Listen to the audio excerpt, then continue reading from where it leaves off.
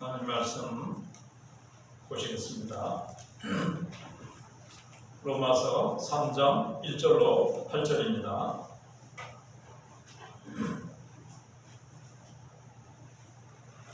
찾으신 줄 알고 한 절씩 제가 공독해 드리겠습니다.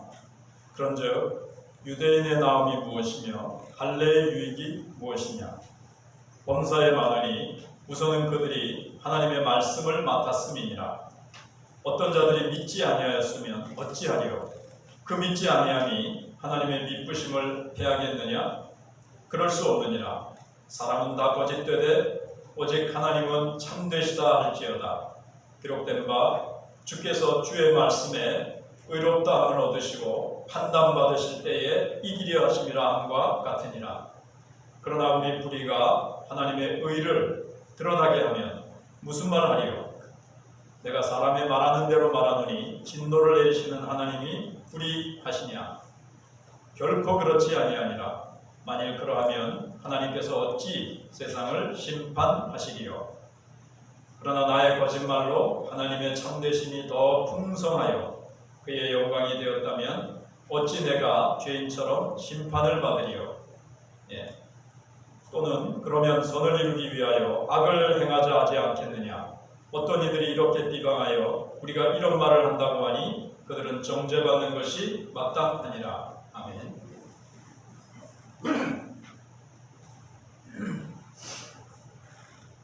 오늘 참되신 하나님, 이런 제목으로 하나님 말씀을 생각해 보겠습니다.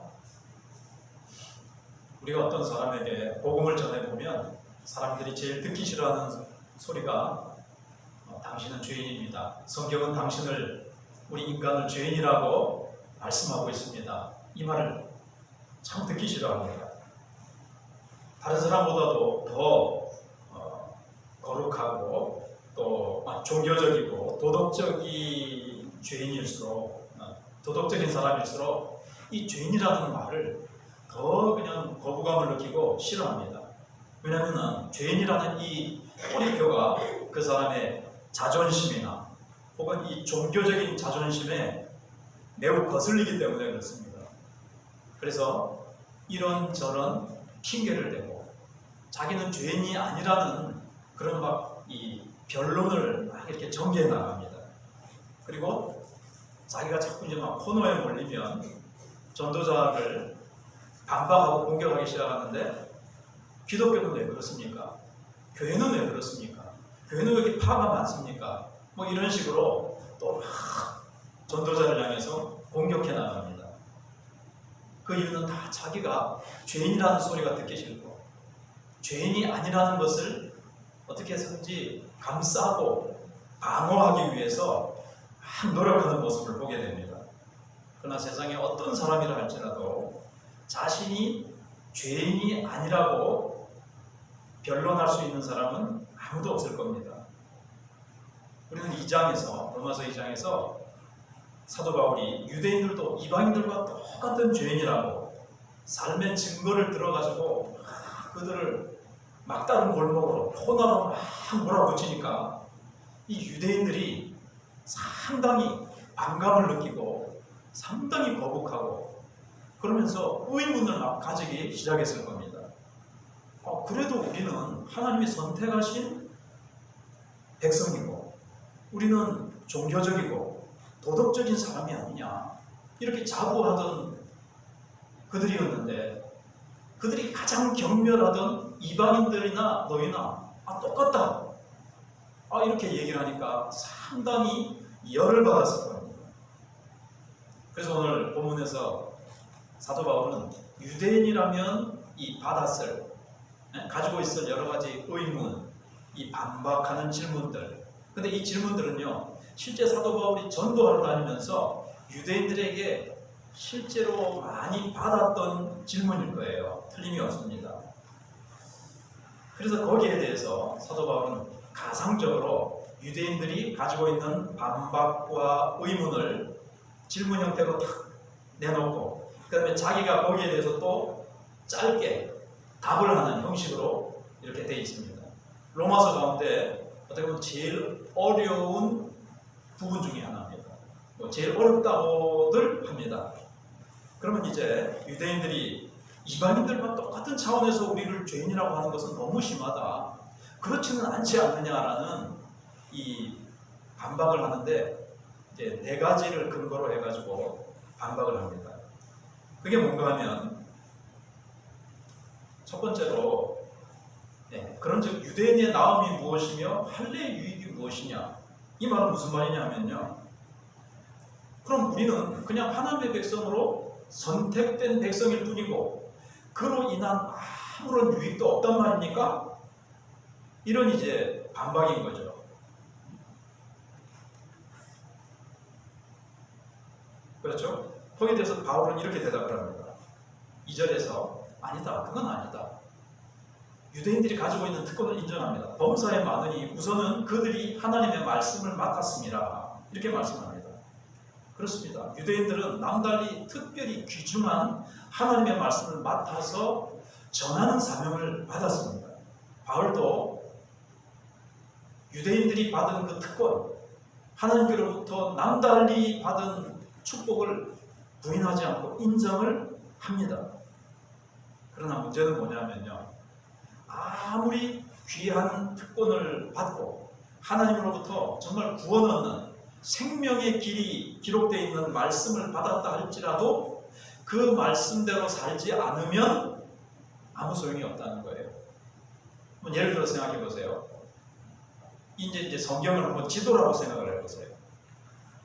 불행과 비참에 빠진 우리 인생들이 구원받아서 정말 생명 얻는 길, 인간이 무엇이고 어떻게 살아야 되는지 도무지 방황하고 있는 우리들에게 정말 천국 가는 그 문이 어디에 있는지를 가르쳐주는 지도를 이제 가지고 있습니다.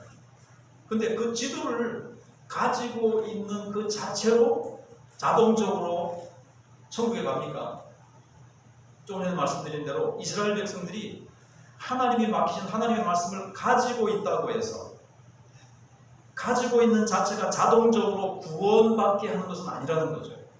그래서 지도를 가지고 있다고 해서 목적지에 도달합니까? 자동적으로 지도가 데려다 줍니까? 아니죠. 지도를 보고 생명의 길로 가야 됩니다. 지도를 가지고 있고 지도를 가지고만 있고 그 길로 가지 않고 오히려 지도와 반대 방향으로 이스라엘 백성들처럼 우상 숭배하고 불순종하면 멸망의 길로 갈 수밖에 없다는 거예요. 그래서 생명으로 인도하는 이 지도와 같은 말씀을 맡았다 할지라도 그들이 우상 숭배하고 말씀에 불순종했기 때문에 그들은 이방인과 똑같은 처지로 내려앉을 수밖에 없었다는 것을 말씀하고 있습니다. 두 번째 유대인들의 반박이 뭐냐면, 자, 그래, 바울 당신의 말대로 우리가 하나님께 신실하지 않았다고 칩시다. 그렇다고 해서 하나님도 우리에게 신실하지 않으신다면 우리에게 주셨던 하나님의 선택과 약속은 취소됐단 말입니까? 아무런 소용이 없단 말입니까? 이런 질문이에요. 자, 우리가 하나님께 불신앙하고 불순종했습니다. 불성실했다는 거죠. 그러면 하나님은 신실하신 분이라고 그랬으면 우리가 불성실해도 하나님은 우리를 버리지 말고 우리를 심판하지 마시고 우리를 변함없이 사랑하시고 변함없이 우리를 하나님의 백성으로 이렇게 지켜주시고 축복해 주셔야죠. 우리가 불성실하다고 하나님은 우리를 심판하시고 우리를 징계하신다면 하나님은 신실하지 않으신 거 아닙니까? 하나님은 우리를 선택하시고 약속하신 것을 취소해버리시고 무효화시키신 거 아닙니까? 이런 질문을 하는 거예요. 근데 사도 바울이 4절에 대답을 합니다. 그럴 수 없느니라. 사람은 다 거짓되되 오직 하나님은 참되시다 할지어다. 기록된 바 주께서 주의 말씀에 의롭다함을 얻으시고 판단받으실 때 이기게 하심이라 함과 같으니라. 여기 사도 바울이 말하는 것은 그겁니다. 아니다. 너희가 불성실한 것에 대해서 하나님이 심판하신다고 해서 하나님도 그러면 신실하지 않으신 건 아니다. 하나님이 너희를 심판하셔도 하나님은 어떠시죠? 의로우시죠. 하나님은 신실하신 거예요. 그래서 사도 바울이 기록된 바 구약 말씀을 인용을 하는데 이 말씀은 시편 51편 4절 말씀입니다. 시편 51편은 다윗이 범죄한 후에 하나님 앞에 고백하면서 하는 말이에요. 하나님, 나는 죄인입니다. 내가 죄를 지었습니다. 그러나 주께서는 주의 말씀에 의롭다함을 얻으시고 주님은 의로우시다는 거예요. 다윗이 범죄해서 하나님이 다윗을 심판하셨죠. 네, 징계하셨습니다. 그래도 하나님은 어떻죠? 의로우시죠. 여전히. 다윗이 범죄한 것에 대해서 하나님이 심판하신다고 해서 하나님이 잘못된 거 아니에요. 다윗에게 아무리 축복의 약속을 하셨어도 또 판단받으실 때에 이 일이 하심이라고 했는데 시편 51편 4절을 찾아보면 순전하다 이렇게 되어 있어요. 그렇죠. 다윗이 범죄했습니다. 그 범죄에 대해서 하나님께서 너 왜 그런 죄를 지었니? 그 죄에 대해서 하나님이 판단하십니다. 징계하십니다. 하나님 잘못했습니까? 하나님의 순전하심은 조금도 손상되지 않았습니다. 그렇죠? 문제는 누구에게 있습니까? 다윗에게 있죠. 범죄한 다윗에게.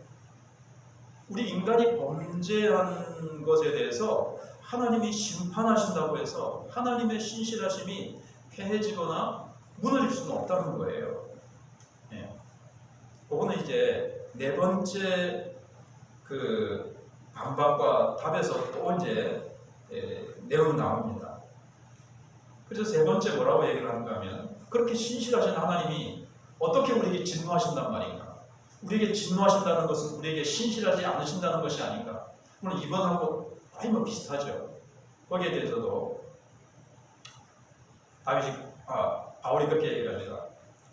네. 요건 이제 성경 말씀이죠. 유대인들이 이렇게 반박을 한 겁니다. 그러나 우리 불의가 하나님의 의를 드러나게 하면 무슨 말 하리요? 내가 사람의 말하는 대로 말하노니 진노를 내리시는 하나님이 불의하시냐? 네. 우리의 불의가 그러면 하나님의 의를 드러나게 하면 무슨 말 하겠느냐? 네. 진노를 내리시는 하나님이 불의하시냐? 이 말이죠. 근데 바울이 이렇게 얘기를 합니다. 결코 그렇지 아니하니라. 만일 그러하면 하나님께서 어찌 세상을 심판하시리요? 너희들이 택한 백성이라고 해서 하나님이 신실함을 계속 유지하시기 위해서 너희를 심판하지도 않고 너희를 향해서 벌을 내리시지도 않는다면 하나님은 오히려 의롭지 않으신 분이 될 것이고 이스라엘 백성들이 무슨 짓을 해도 하나님이 그냥 가만히 그래 나는 너희들 사랑해 오냐 하고 하나님이 그냥 내버려 두신다고 한다면 하나님이 그러면 세상은 어떻게 심판하시겠냐 이거죠. 다른 민족이 죄를 범한 것에 대해서는 하나님께서 그러면 심판하지 않으신다면 하나님의 의로움은 어디 가겠느냐 하는 거예요. 하나님이 의로우신 분이기 때문에 택한 백성이라 할지라도 너희들에게 아무리 택하시고 언약의 축복, 언약의 약속을 하셨다 할지라도 너희들이 범죄하면 하나님은 너희들이라도 택한 백성이라고 할지라도 하나님은 심판하실 수밖에 없다는 겁니다. 예. 자, 그래서 여기 조금 좀 어려운 부분이라는 거예요. 근데 이제 반박 4번을 보시면서 또 조금 헷갈리는 부분이 좀 풀리는 부분이 있을 거예요. 자, 반박 네 번째는 이 말씀입니다. 우리가 불의하기 때문에 의로우신 하나님이 나타나실 수 있었다면 우리는 하나님께 쓰임받을 수 있었던 것이 아니냐. 우리는 쓰임받은 거 아니냐. 우리는 거기에 공로가 있지 않느냐. 이 말이에요. 자, 우리가 불의했어요. 유대인들이 불의했는데 그 불의한 백성들이 우상 숭배하고 범죄했습니다. 그럼에도 불구하고 하나님께서는 그들을 이제 심판하시기도 하시고 용서하시기도 하셨잖아요. 예. 그러나 거기에 대해서 우리는 하나님께 쓰임받은 거 아니냐. 우리가 불의했기 때문에 하나님의 의로움이 더 드러났다면 조금 이따 예를 들면 더 이해가 되실 거예요. 우리 애가 불의하면 불의할수록 하나님의 신실하심과 하나님의 의로움이 더 드러난다면 우리는 하나님의 의로움을 드러나게 했으니까 우리는 하나님 앞에 하나님을 의롭게 하는데 쓰임받은 거 아니냐 이런 논박을 하는 거예요. 자, 그 말이 이제 7절에 있는 거예요. 유대인들이 하는 말이. 그러나 나의 거짓말로 하나님의 참되심이 더 풍성하여 그의 영광이 되었다면 어찌 내가 죄인처럼 심판을 받으리요. 이런 궤변을 불어넣는 겁니다. 내가 거짓말을 많이 했어요. 나는 거짓됐어요. 유대인들이.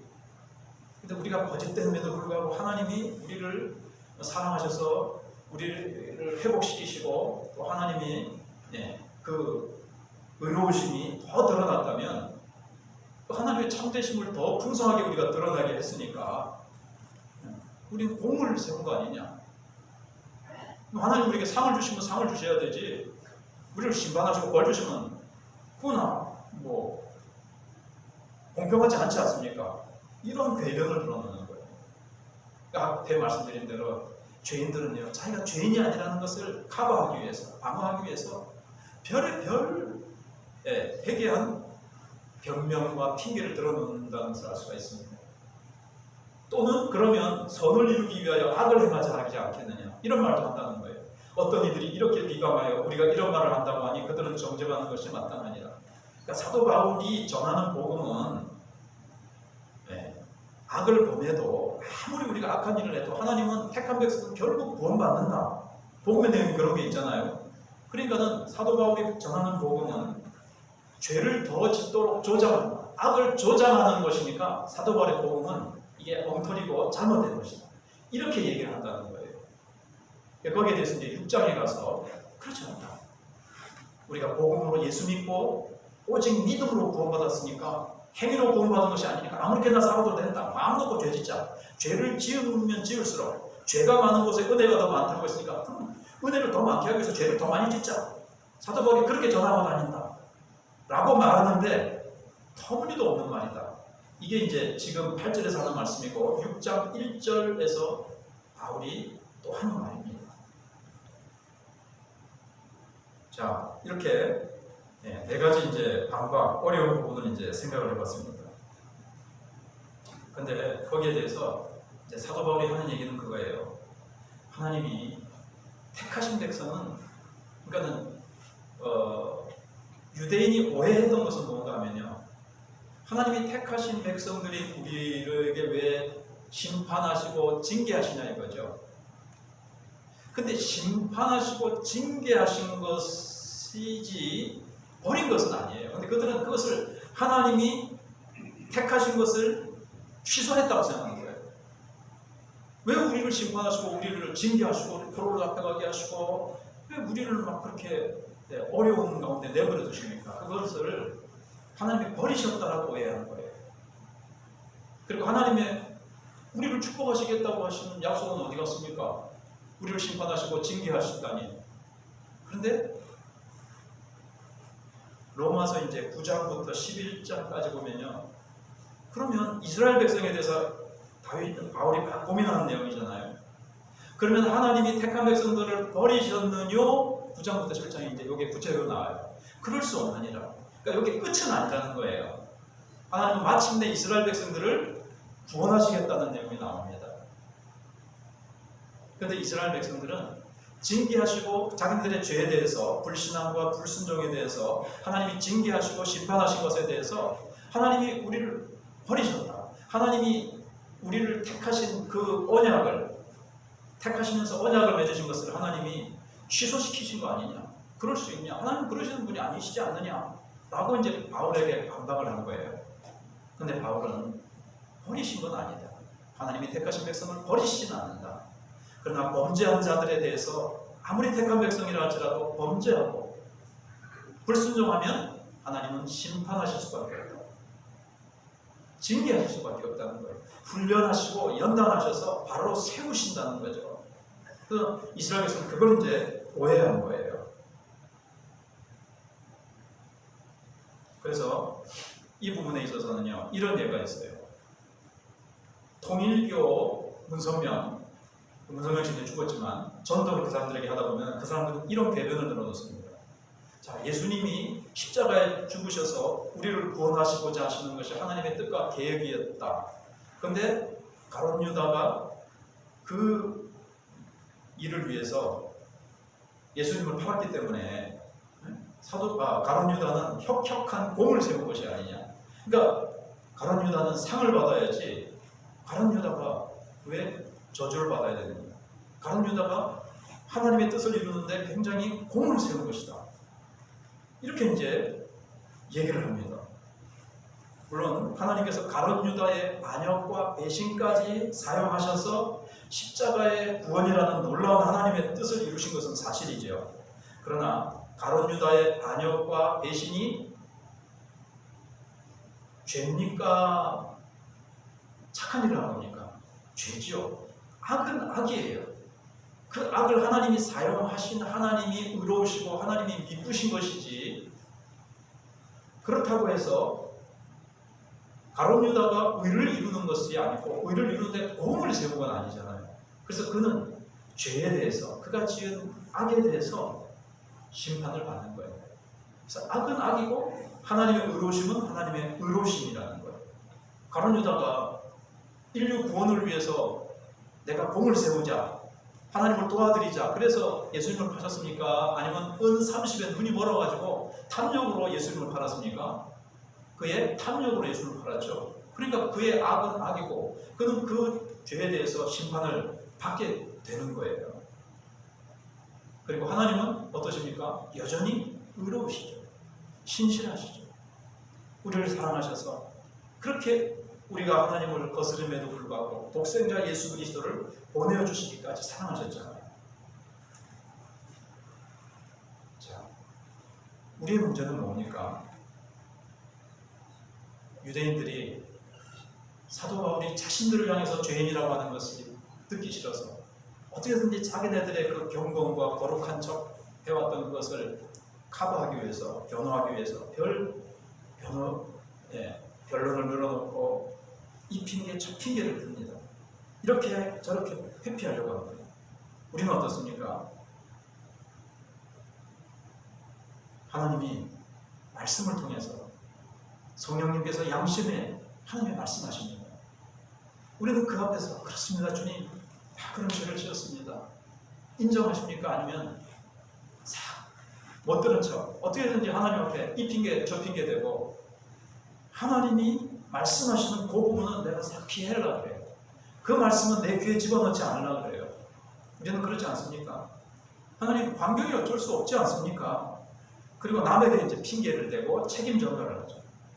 그리고 원망 불평을 합니다. 이스라엘 백성이 얼마나 광야에서 원망 불평을 했어요. 근데 원망 불평은 뿌리가 항상 어디에 있다고 그랬죠? 하나님께 있는 거예요. 하나님 왜 이렇게 가난합니까? 나를 이렇게 가난하게 하셨어요. 그는 환경을 탓하는 것 같지만 왜 하나님 이런 환경을 주세요?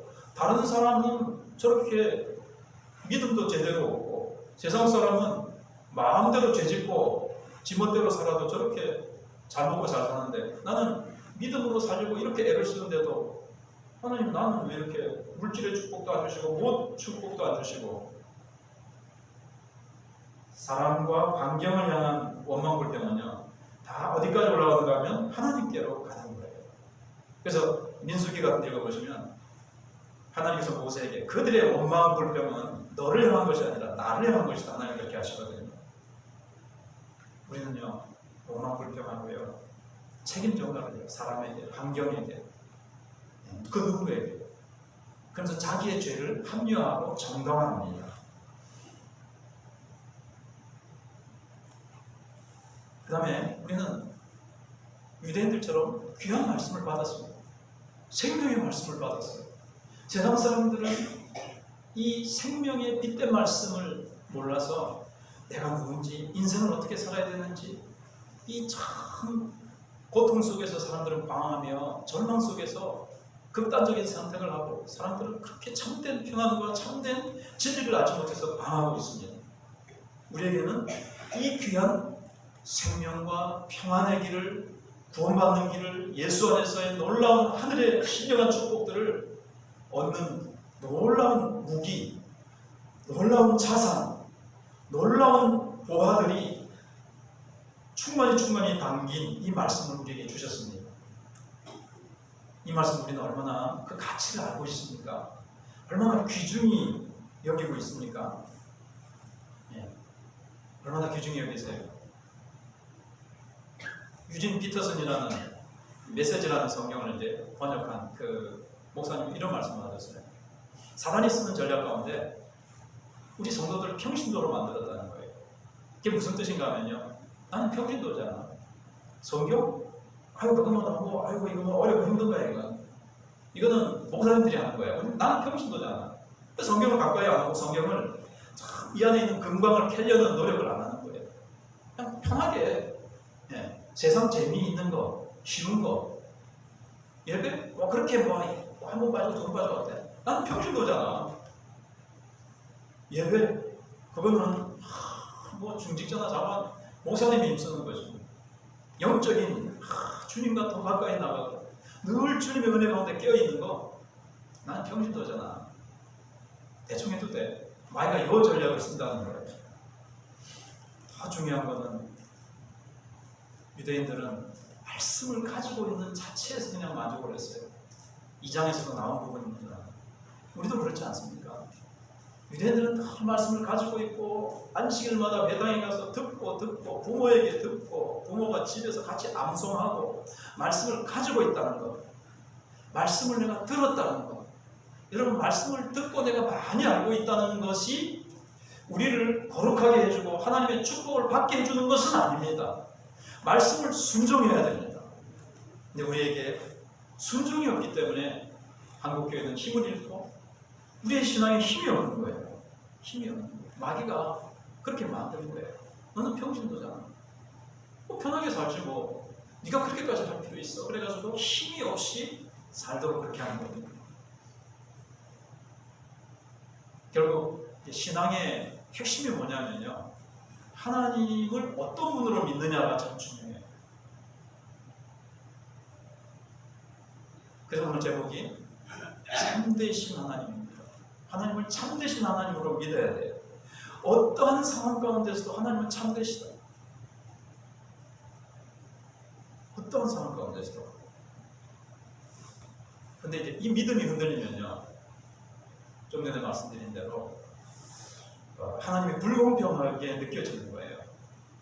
나는 잘했는데, 나는 열심히 믿는다고 믿었는데, 열심히 기도했는데 응답 안 해주시더라. 다른 사람은 뭐 기도 안 해도 잘해주시는데 나는 그렇게 기도했는데 응답 안 해주시더라. 자꾸 기다리게만 하시더라. 이렇게 하나님이 불공평하게 느껴져요. 네. 인간은 그래요. 자기에게 문제가 생기잖아요. 근데 자기에게 문제를 돌리기보다는 자기 안에서 문제를 찾기보다는 또 하나님께 이렇게 하는 게 있는데 여기서 우리가 흔들리지 않아야 될 게 뭡니까? 하나님이 잘못될 수 있습니까? 하나님이 잘못 판단 내리실 수 있고 하나님이 나에게 잘못된 사랑을 뭐 하시다가 그 사랑을 나를 사랑하지 않으시거나 하나님의 약속을 하나님이 신실하게 지키지 않으실 수가 있냐는 거예요. 그러니까 하나님이 참되시다. 요거는 분명히 붙잡고 다른 것들을 해석해 나가야 흔들리지 않고 이제 맞아 떨어가요. 근데 나를 중심으로 내가 맞고 그러니까 하나님도 잘못되고 다른 사람도 잘못되고 이렇게 되면 이제 안 된다는 거예요. 그래서 우리의 신앙의 근거는 하나님은 참되시다는 거예요. 하나님은 참되시다. 그래서 우리가 이제 뭔가 하면 우리에게 오는 징계를 하나님이 나를 사랑하지 않는다. 유대인처럼 그렇게 생각합니다. 하나님 나를 훈련하세요. 더 들어 쓰시려고. 세상 사람들은요. 전에 말씀을 드린 것처럼 도자기를 굽습니다. 도자기를 풀어놓고 딱 굽는데 그래서 꽂이다가 깨진 놈 거기서 이제 다시 도자기를 이제 이렇게 딱 보는데 깨진 거는 그러니까 이게 이제 꺼내보는데 이제 딱 들여다보는데 어떤 놈을 더 한 번 더 불에 굽고 더 이렇게 할까요? 어떤 놈을 더 무슨 말이냐면은 제가 빨리 머리가 안 들어가서 그러는데 이 보면은 꽂이다가 깨진 놈이 있어요. 깨진 놈. 여러분 깨진 놈을 다시 꺼내가지고 굽겠습니까? 어떻게 하겠습니까? 그건 뭐라 그래요? 근데 그중에서 좀 잘 꽂은 도자기가 있잖아요. 그 놈을 꺼내가지고 더 한 번 더 불에 굽고 또 굽고 그리고 또 약을 칠하고 또 붓고 또 약을 또 싹 칠하고 두 번째 약 또 칠하고 또 붓고 이렇게 하는 것들과 같이 저렇게 하나님 아는 사람은 저렇게 뭐 축복 주시는데 저렇게 잘못하는데도 하나님 징계를 안 하시고 심판도 안 하시는데 나는 왜 하나님대로 살려고 하는데 나를 왜 이렇게 징계하시고 하나님은 나를 연단하시나? 예? 안 믿는 사람은 깨진 도자기예요. 예. 근데 우리는 하나님의 택한 백성이기 때문에 하나님이 징계하시고 나를 연단하시는 겁니다. 그걸 잘못 우리가 오해하면요, 하나님은 나 열심히 신앙생활 하려고 하는데 하나님은 왜 나를 징계하시고 이렇게 심판하시나? 그건 하나님이 나를 버리신 것이 아닙니다. 그 부분에 있어서도 우리가 오해가 없어야 됩니다. 그래서 결국 우리의 신앙은 하나님을 어떤 분으로 믿고 의지하고 순종하는가에 달려있다는 겁니다. 제가 말씀을 보면서요, 준비하고 어제도 주보를 프린트를 딱 해놓고 복사기를 눌러놓고 복사기가 하는 동안에 말씀을 묵상하는데 하나님이 주신 말씀이 저는 개인적으로 뭐였냐면요, 사람은 거짓되되 그것도 사람은 다 거짓되되 하나님은 참되시다. 어떤 말씀이 제게 주님이 찌르시면서 말씀하실까요? 사람은 다 거짓되다. 여러분, 저는 거짓되지 않을 것 같아요. 다 그랬어요. 다. 그죠? 예. 4절에 사람은 다 거짓되다. 개인적인 말씀에 부딪혀온 것을 전해서 죄송한 부분도 있습니다만, 여러분, 저도 거짓됩니다. 목사이기 때문에 내가 목사이기 때문에 더 성도들에게 잘 믿는 척, 모범을 보여야 된다는 것 때문에 더 위선적이고 나를 더 포장하고 그랬던 부분들을 주님 앞에 내어놓지 않을 수가 없었습니다. 다 거짓되어 살아요.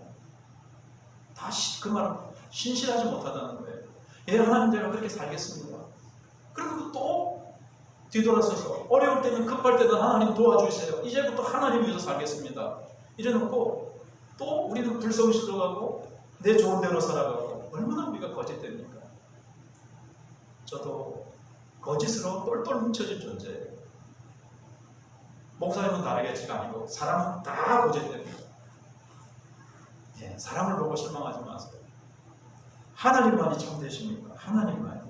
그래서 하나님은 언약하신 대로 말씀 이루세요. 자, 예수님이 십자가에 달려 돌아가시잖아요. 저는 이런 생각을 해봤어요. 내가 예수님이 결코 될 수 없지만 내가 예수님이었다면 난 예수님만큼 그렇게 성부 하나님을 믿을 수가 있었을까? 자, 내가 이제 예수님이라고 하는 거예요. 예수님이 십자가에서 죽으시잖아요. 그러면 성부 하나님이 3일 만에 내가 택한 백성들을 위해서 네가 죽어라. 그들의 죄를 다 짊어지고 죽어라. 그러면 내가 택한 백성들의 죄를 다 네가 씻은 걸로 되어지고 너의 의는 택한 백성들에게 이제 옮겨지고 그렇게 된다. 그리고 나는 너를 3일 만에 다시 부활시키겠다. 창세전에 영원전에 이런 언약이 있었어요. 삼위 하나님 사이에 원탁 회의가 있었어요. 근데 저 같으면요, 3일 만에 부활 안 시키면 어떡하지? 나는 이렇게 생각하겠다는 이상한 저는 상상을 해봤어요. 근데 보세요, 예수님은요, 십자가 어떻게 그렇게 딱 눈 하나 깜짝 안 하고 물론 고난을 당하시는데 조금 더 의심 없이 딱 죽으실 수 있었죠. 성부 하나님은 언약하신 대로 반드시 자신을 3일 만에 무덤에서 부활시키실 것을 믿으신 거예요. 성부 하나님에 대한 절대 신뢰죠. 성부 하나님은 참되셔서 3일 만에 부활시키시겠다고 하신 약속을 100% 절대로 신뢰하신 거예요. 우리에게도 이런 믿음이 이제 있어야 된다는 거죠. 그리고 신앙은 그거예요. 하나님은 참되시도록 하나님은 우리에게 언약하신 말씀을 절대로 변개치 아니하시고 이행하지 않으심이 없으세요. 그래서 우리의 믿음은 뭘 붙잡아야 돼요? 하나님은 참되시도록 하나님은 약속하신 말씀을 반드시 이루신다. 환경이 요동치고 환경이 약속과 정반대로 돌아가는 것 같고 내가 어려움을 당하고 어떠한 환경에서도. 그래서 예수님은요, 십자가에서 그렇게 많은 사람들이 조롱을 당하는 상황 속에서도 예수님은 끝까지 순종하셨잖아요. 성부 하나님의 참되심을 믿고. 거기서 하나님의 진노를 받으시고 저주를 받으셨는데, 그것은 죄를 미워하시는 가장 큰 미움이 예수님께로 쏟아졌어요. 하나님은 그 순간에는 예수님을 우리의 죄인으로 보시고 그 죄에 대한 미움을 예수님에게 쏟아부으셨어요. 그 미움을 예수님은 다 받아내시면서도 성부 하나님을 향한 그 믿음이 흔들리지 아니하시고 끝까지 감당해내신 것처럼 우리의 믿음도 어떠한 상황, 어떠한 경우에서도 그걸 이제 감당해야 되는 거죠. 상황이 좀 어렵다고 해서. 그리고 내가 잘못해놓고 하나님 핑계를 대고 환경을 불평하고, 우리는 어떻게 해서든지 하나님이 지적해 주시는 말씀에 대해서 우리는 합리화하죠. 다윗을 보세요. 나단 선지자가 와가지고 그 죄를 지은 사람은 당신이요 했을 때 다윗은 겸손히 낮아져서 회개했습니다. 하나님은 회개를 원하세요. 회개하는 자에게 하나님은 또 참되셔서 회개하면 내가 용서하고 회복시켜 주시겠다고 하신 약속대로 다윗을 깨끗하게 용서해 주시고 회복시켜 주셨잖아요. 여러분, 합리화가 아닙니다. 여러분, 하나님이 주시는 그 핑계 앞에서, 그 지적 앞에서, 질책 앞에서, 또는 하나님의 징계 앞에서 합리화하지 마세요. 그건 우리의 회복의 길이 아닙니다. 살 길이 아닙니다. 그렇습니다. 하나님이 옳습니다. 하나님이 나의 죄에 대해서 판단하시고 징계하심이 맞습니다. 다윗이 그런 거죠. 그렇습니다. 나는 내 속에 선한 것이 전혀 없습니다. 날 때부터 어머니 뱃속에서 태어나셨을 때부터 죄인이라서 내 속에는 선한 것이 전혀 없습니다. 그러나 하나님은 옳으십니다. 나의 죄를 들춰내시고 나의 죄를 심판하시고 징계하시는 하나님은 전혀 잘못이 없습니다. 잘못은 나에게 있습니다 하면서 자신의 죄를 그냥 철저하게 인정하고 회개하는 것. 여러분, 한국교회 필요한 것도 바로 이것입니다. 코로나로 막 세상이 어렵습니다. 한국교회가 필요로 한 게 뭘까요? 아이고, 누구 때문에 저 대형교회들, 아이고 어느 목사 어느 교회에서 죄 지었다더라, 뭐 했다더라. 그러나 우리 자신을 한번 각자를 돌아보면서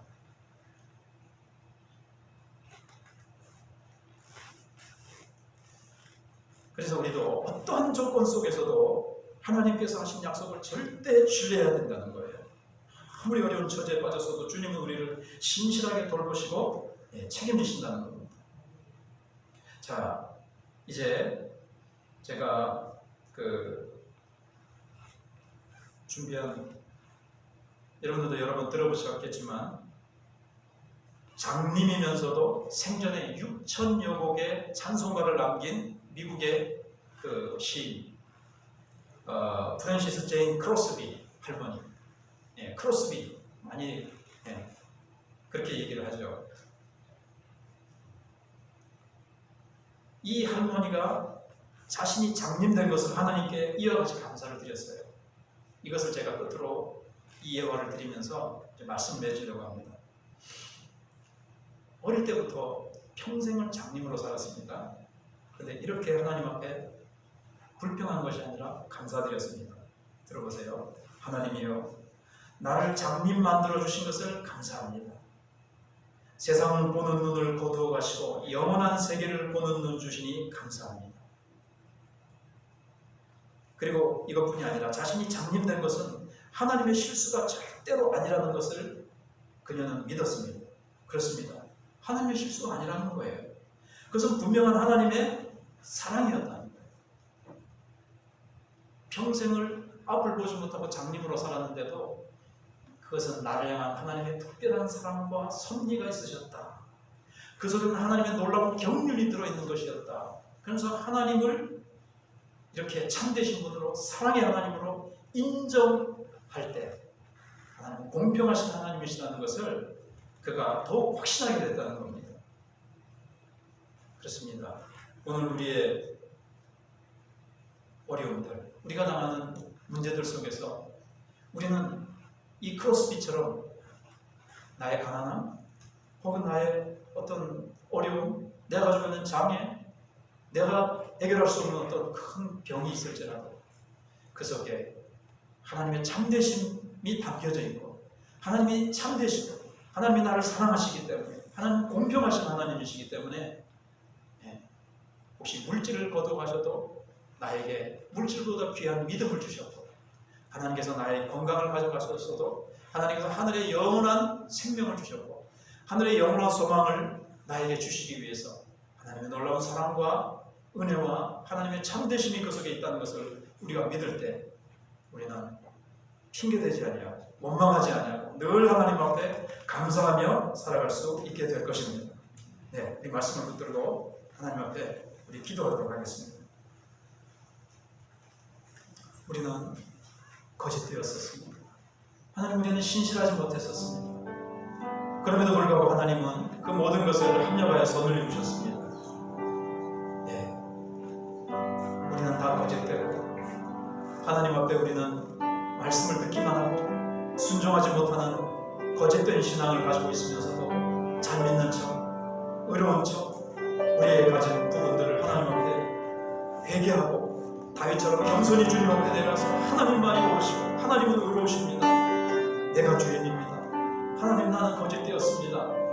우리의 거짓된 믿음을, 우리의 불성실함을 주님 앞에 토해놓으면서 회개하며 나아가도록 하겠습니다.